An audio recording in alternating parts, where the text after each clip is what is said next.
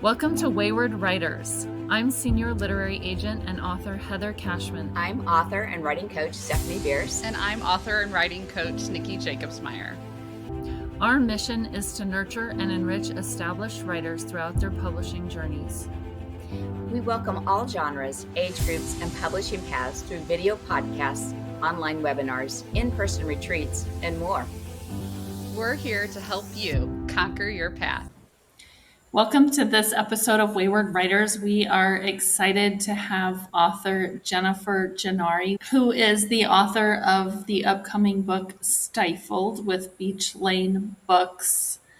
And she also has Muffled with Simon & Schuster, a Georgia Children's Book Award finalist, and My Mixed Up Berry Blue Summer with Clarion Books, which was a Bank Street Best Children's Books of the Year selection.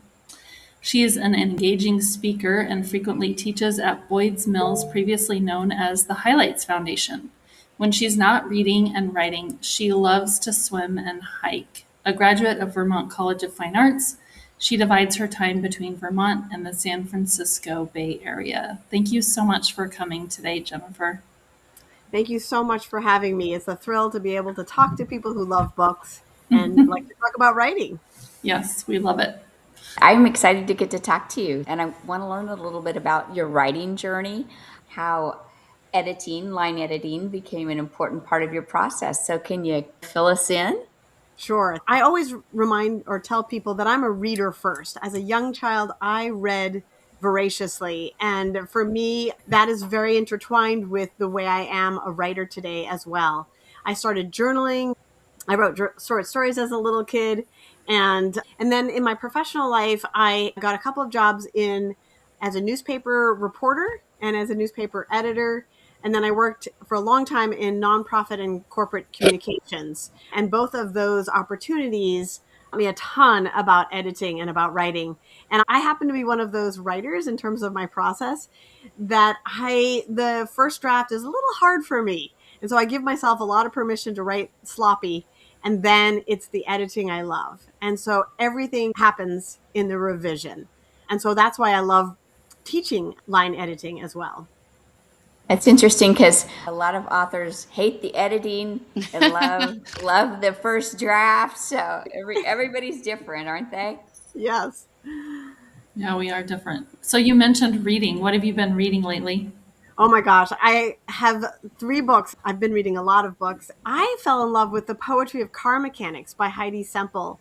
And that book might be flying under the radar a little bit. I don't know. It's a novel in verse about a boy and a grandfather, how they find connection. And I won't say anything more about that except that I think Heidi managed to grapple with some of the division that we're experiencing in the country right now without naming it, and made it so that the generations spoke to each other. Oh, nice. Really lovely book.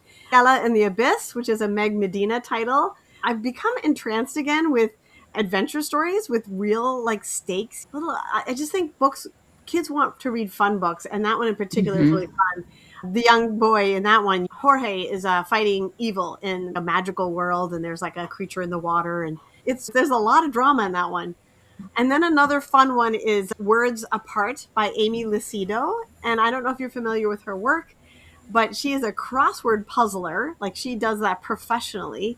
Wow. A children's book author, and this one is both a graphic novel with a lot of crossword themes in it, and it's a great story about sisters.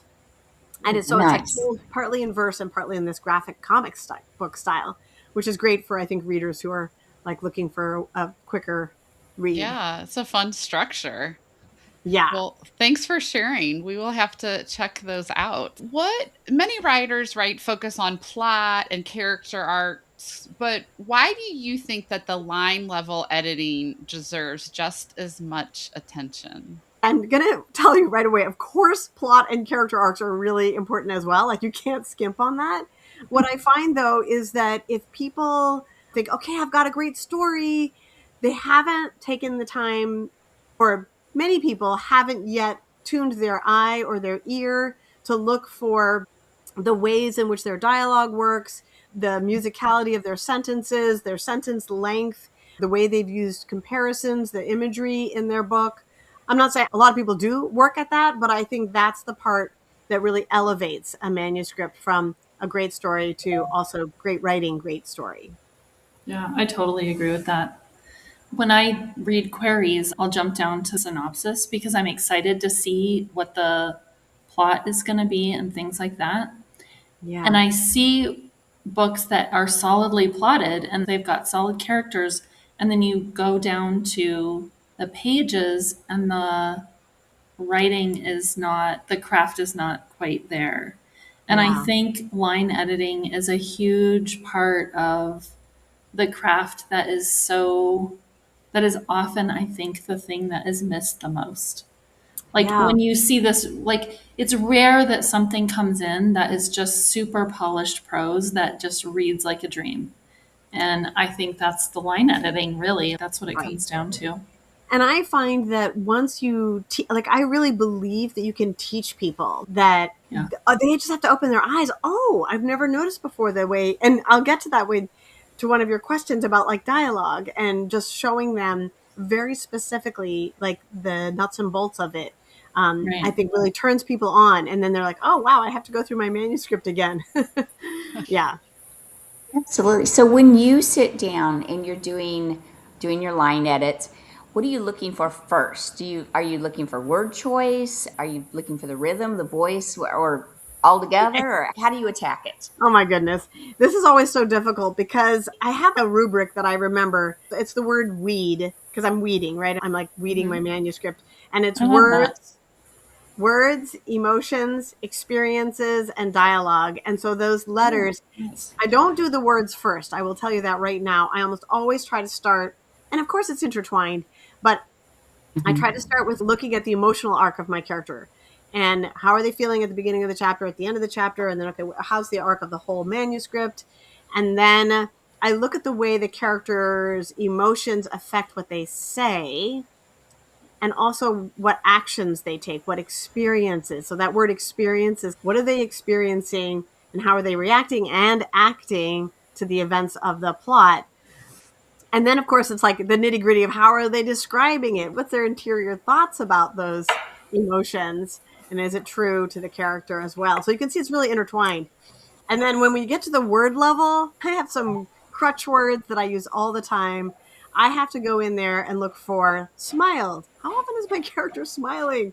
Hug, nod, giving a look. The word look is like everywhere in the manuscript. It just drives me crazy. Yeah, I'm looking at all of those things when I begin that stage of the writing. I can't quite turn it off the way I used to. So if I'm writing a first draft, I really say to myself, go ahead, just write something like she hunched her shoulders and I'll come back and fix it later. Yeah, that's nice. Good for you. You're giving yourself just permission to shut that part of your brain off. But it's hard, right? It's really So, how do you feel like revising at this line level impacts the character development? character development is so impacted, of course, by this line edit. It's everything like from dialogue and connecting, as I just said, their actions to their emotional state. So I really think about one simple thing to do is if a character has a certain temperament, you say to yourself, do they speak in really long sentences? Do they speak in really short sentences? And figuring that out can impact how you're editing that. So that's fun. And then about the vocabulary they would use, of course, that's also a big part of it. How does what level of vocabulary? Is their character a bit nerdy? Do they know a lot of big words or not? And so all of that line level is going to build the character, right? It's going to develop who the character is. Support really who the character is. Makes I sense. can see how that would make a big difference going in that in depth to the character and how it feels. Yeah. Mhm. So, Jen, how does revising at this line level impact the character development of the story? It's everything, right? So whenever you work at finessing how a character speaks, what they're saying, their vocabulary level, all of that can help build the emotional connection with the character and their emotional state. So once you're figuring out the arc of the book, you might then say to yourself, does this character use long sentences or short sentences? I had one book where I kept reminding myself that the character liked animals more than people. And so the way that character spoke to people was very different than how they might speak to an animal, a cat or a dog. So that's just like a little hint. Like, you should give your characters, when you're at this line level, keep their emotional state at the beginning, like who that character is at the beginning of the book and what their transformation is, who they are at the end. And those things will impact what they're talking about. What they're worrying about impacts what they talk about. So that might help revise your dialogue, for example. It's a great tip. And what they don't talk about, I imagine. Exactly. Their secrets. Yeah, yeah. And what they are. So, yeah. for those of us who want to be cheaters, do you have some kind of line editing checklist that, like a cheat sheet to use, or do you just do it like as you go along? I feel like I read enough and I have studied this enough and I have mentor texts that I admire and that I look at to see how somebody does it. I'll just mention Erin Entrada Kelly is known for deep characters with excellent backstories and really alive on the page. But I do this rubric, weeds, words, emotions, experiences, dialogue, and it's not really a checklist, but I definitely say to myself, all right, I've gone through the whole manuscript and I've checked the emotions. How is that character acting? The experience is almost the same as the emotion check. You're like, oh, they just thought this in their emotions. Boy, they better act like this. They're going to make a decision to act this way. Then I do a dialogue check, which I definitely read out loud. I'll talk a little bit more about that later. And then the word list is always the last.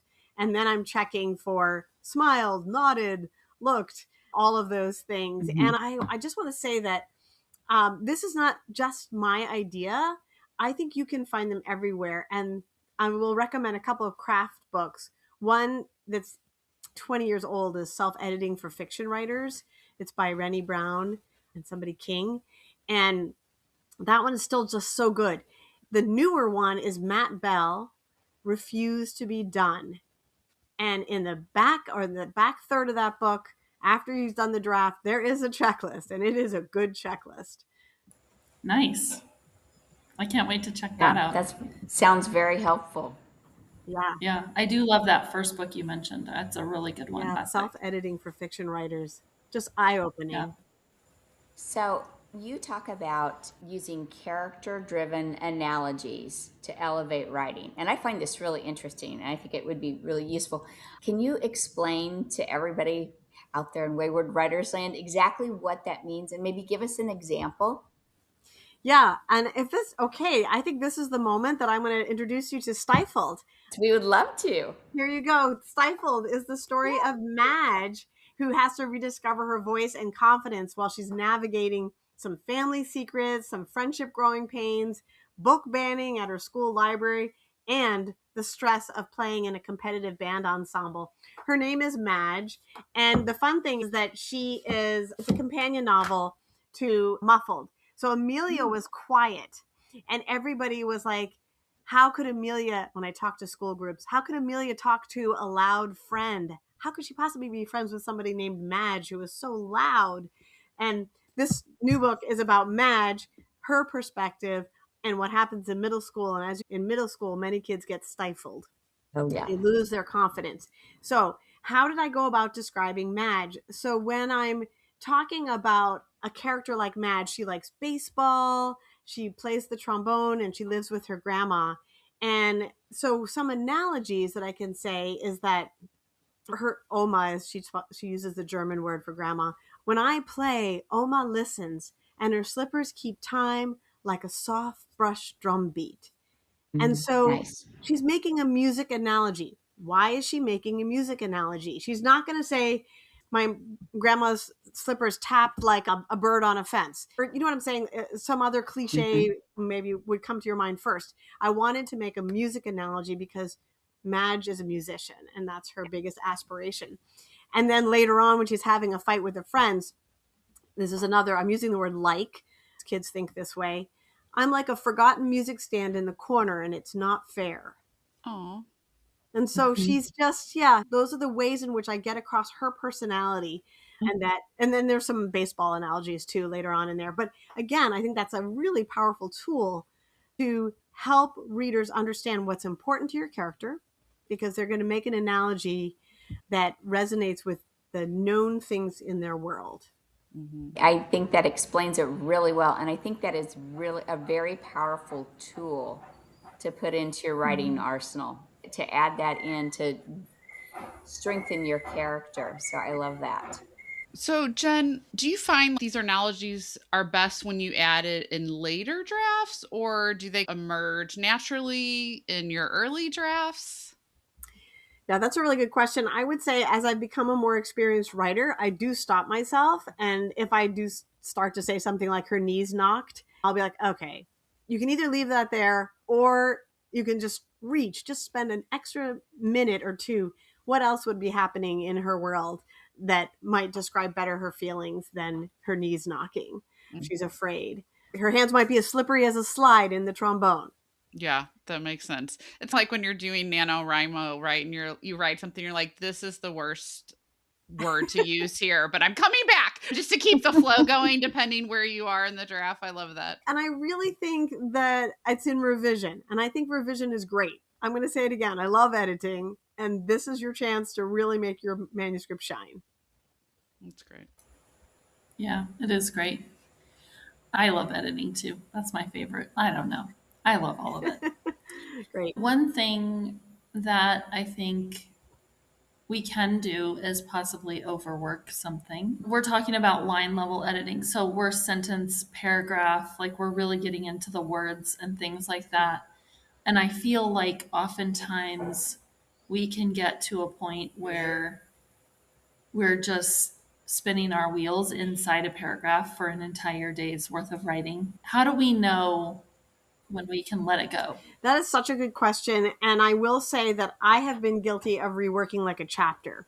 Sometimes maybe you've seen this, you read a manuscript and you're like, wow, this person worked really hard on this first chapter and the rest of it is not the same. So one of my techniques is to make sure that even if you get that one beautiful sentence, you really got to make sure it flows to the next, right? It's sentence upon sentence. And so I think there has to be a level of confidence that comes as you begin to get to know your writing and yourself, to try to, again, allow for that good enough and then keep moving. Because I do think there's a real danger in over polishing something. I've heard of people doing that. I don't actually do that very much. I tend to be like, okay, let's go on. But yeah, it's something to watch out for.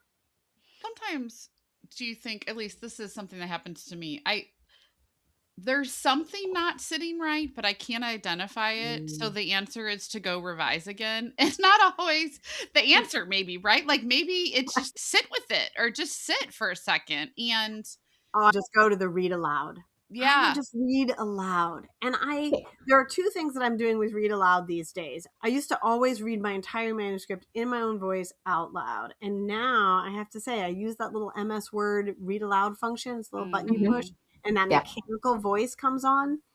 And at first I thought, I'm not going to like this. The truth is they catch more than I do because there's a word missing.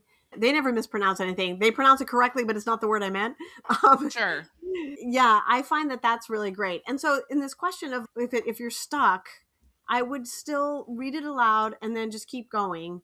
And then you can just circle it on a page or highlight it in the computer so that you can be like, I'm going to come back to that, but I'm going to keep hearing the story. And what may come up for you is that it's a darling that doesn't belong there. Cut it out, throw it somewhere else, and then find out if you can use it or if the paragraph reads fine without it. Those are the things. Those are good. Yeah, hard to get rid of your darlings.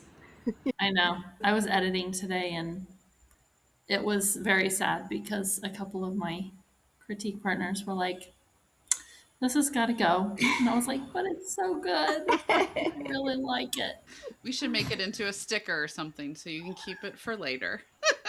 Yeah, for sure.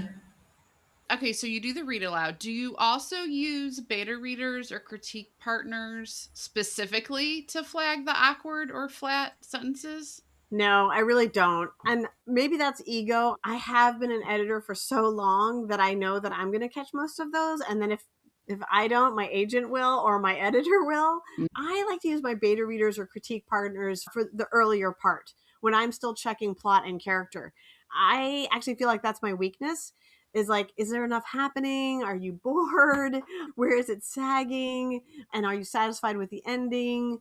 Are you relating to this character? All of those questions. And by the way, whenever I ask a beta reader to read a book, usually like friends, I swap manuscripts. I always ask a series of questions with a deadline. Like I treat it very professionally. I'm like, thank you for reading my manuscript. These are the things I want you to pay attention to, so that they don't spend time on the line editing or getting caught up in that. I really want to know, did you like the story? Is it believable? So I have very specific questions. And sometimes it's, is this character, do you see what's happening with this character and this other character? Do you get the relationship? Did I convey it? Yeah. So it's a very different stage when I use the beta reader. Yeah, It's good to know. it's good to have those parameters there for someone who's reading too. I think I would find that very helpful. I think it's really important because what you're doing is setting expectations. Like I never want a friend to feel like, wow, I really have to do so much work on Jen's manuscript. And instead, I just want to say, please just tell me if this works, if the ending needs to be fixed, where you got bored, that kind of stuff. Yeah, yeah. I think that's very helpful. Jen, not only do you edit, but you've done a lot of teaching. You've taught writing, and when you're teaching somebody, what are some of the most common issues in your students' manuscripts? Yeah, I want to say, first of all, that it's really a thrill to be working with Boyd's Mills, formerly the Oh, Highlights yes. Foundation. They have a lot of wonderful programs, and I really truly believe that everybody can learn. That I want to elevate voices. Your story is your story, and I never try to shape them into something generic or this all sounding like they've come out of the same MFA program. What I really like to show them are just all of the craft details that they may not have noticed yet. And Mm-hmm. the most common thing has to do with dialogue.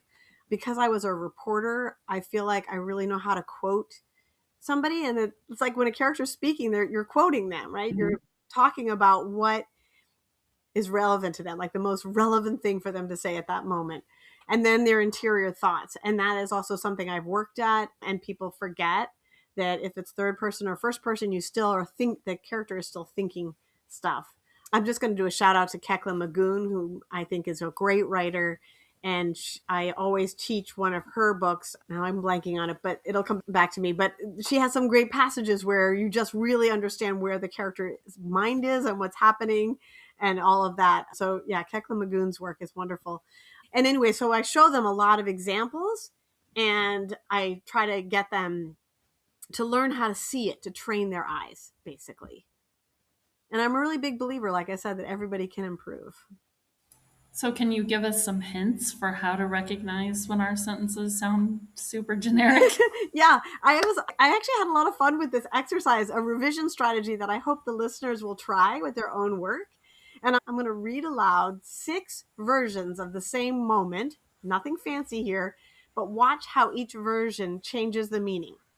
So you might write in your children's book, "Let's go. The bus is almost here," Jake said. And then I'm like, okay, you don't have to have Jake said at the end. What happens to that piece of dialogue if you put it in the middle? "Let's go," Jake said. "The bus is almost here." Okay, that's a little different too. What if we change it from said to yelled? Now, obviously, we sparingly use other kinds of dialogue tags, but you could try it. Jake yelled, "Let's go. The bus is almost here." So we're getting a little sense of something else is happening in this moment.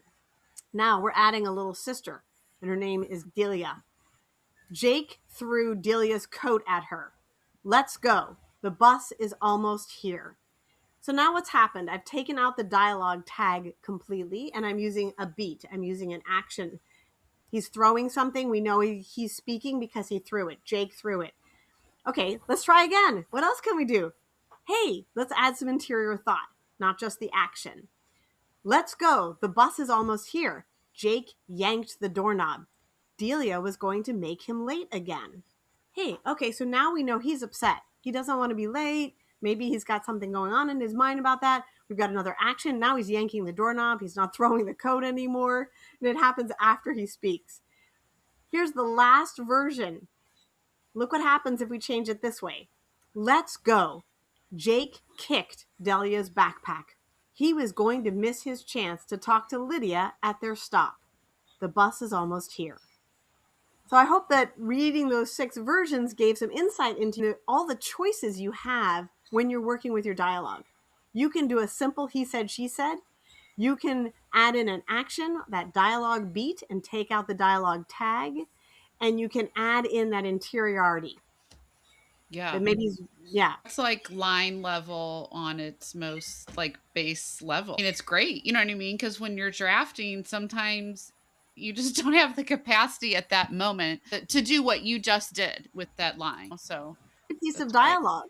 Every Yeah. moment you should look at it that in that detailed level. And I think that way too many first-time writers will just say, let's go, the bus is almost here. Delia says, I don't want to. Thing, Yeah. and they don't Oh, for sure. pause to develop what's going on in Jake's mind, assuming he's the main character. Oh, that's a great example. And continue to develop. Don't be satisfied with try 2 or 3. Keep trying to really squeeze as much as you can Right. out of those Yeah, sentences. each choice is a different one. Do I want him to throw the coat at her? Do I want him to kick the backpack, or do I want him to yank the doorknob? You have to know the emotional level of the character at that moment. You have to know what he's worried about to know what his action is going to be. That's why the experience is intertwined with that emotion. That's great. So if we do this, right, if we're polishing our line levels like with this much, detail and attention, how do you think that affects the emotional resonance of a story overall? It should make it deeper and deeper. I think slowly your character's emotional journey will really emerge scene by scene and then line by line. And some people really may know their characters through and through before they start writing. I don't. And I think it's okay for writers to understand you can add it later.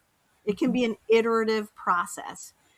It might mean, which happens to me all the time, that I'll write a scene and I'll realize this scene doesn't belong here, or this is not what matters to my character right now. I've got to show a different scene. This is all wonderful advice, and I'm going to go take a look at polishing some lines now. But Awesome. what's some advice? What's one piece of advice you would give to middle grade authors who want to strengthen their sentences? I'm just going to say read, but don't just read for pleasure, which of course I hope they're doing anyways. Read in your genre, read in your age level, read what's out there that's been written in the last 5 years. Read like a writer, which means you might want to keep track of the point of view. What tense did they choose? Did the author choose present or past? Think about the pacing. Look at all those dialogue tags that I just talked about. And look at also what's summarized and what's action. I do a deep dive into Christina Soontornvat's book when I teach that class because it's so interesting how there's summary and then there's action. Like the camera, they say, sometimes you need a little bit of summary so that you can zoom in close on a particular moment in the character's journey. Yeah, and read aloud your own work. Or have the robot voice read it aloud. I like the robot voice. Yeah. I don't enjoy the robot voice, but it is extremely helpful and it helps me keep this interesting perspective on things when it's reading it because it's not your favorite voice actor with a cool accent. I think it gives you some distance from your own work. Yeah, exactly. Yeah. That's a good point. So you've mentioned a few craft books throughout this, which we greatly appreciate. Are there any others that you would recommend, especially for revision, line editing? There's something called The Art of Description by Mark Doty, and I will tell you, it is for poets. Help you think about your own imagery and these comparisons that I was just talking about. You can overdo comparisons, by the way, but I find that most people lack those comparisons. And when you put them in, you'll be like, yeah, that one I'm keeping and that one I'm not. I had a line in the book that I just loved in Stifled about a boy who looks at Madge like a pile of spit. And if you know anything about trombone playing, the kids... Oh my goodness, yes. They have to blow the spit out on the floor. And it was a little gross, which I could tell my editor was not comfortable with.